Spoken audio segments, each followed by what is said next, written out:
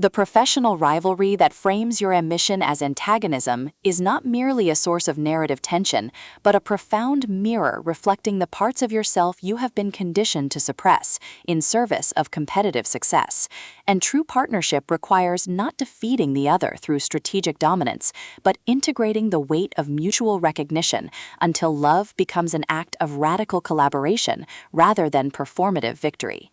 In Until Our Hearts Collide, Nate Wilder transforms the opposites attract romance trope into precise exploration of relational sovereignty and embodied accountability, proving liberation isn't found in winning the argument, it's forged in honoring the person beneath the title when every industry standard demands you remain either adversary or ally.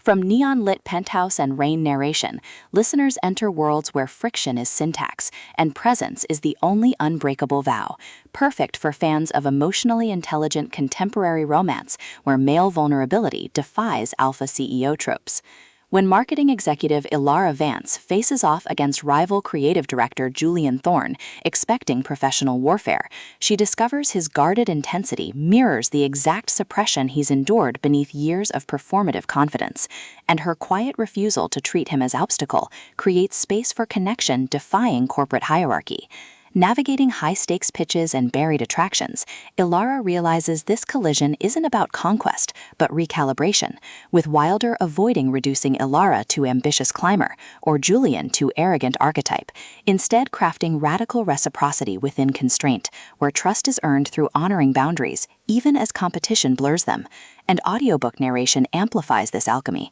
by capturing Ilara's disciplined composure fracturing into clarity, and Julian's guarded intensity revealing warmth beneath vigilance, making listeners feel seismic shifts of souls learning some bonds can only be claimed when you stop letting careers define their validity. What elevates this beyond typical rivals to lovers fare is portraying professional intimacy as somatic practice rather than romanticized workplace drama, with Ilara confronting how corporate culture equated worth with output, while Julian creates sanctuary where her contradictions exist without diminishment, their relationship evolving through shared silences during late-night strategy sessions, bypassing performance, rhythms protecting both operational integrity and psychological safety, and mutual defense against colleagues mistaking tenderness for compromise, supported by fellow executives encoding suppressed grief, mentors carrying intergenerational weight, and the city itself absorbing decades of unspoken bargains, reinforcing that in extraction-based systems, tenderness toward process is technique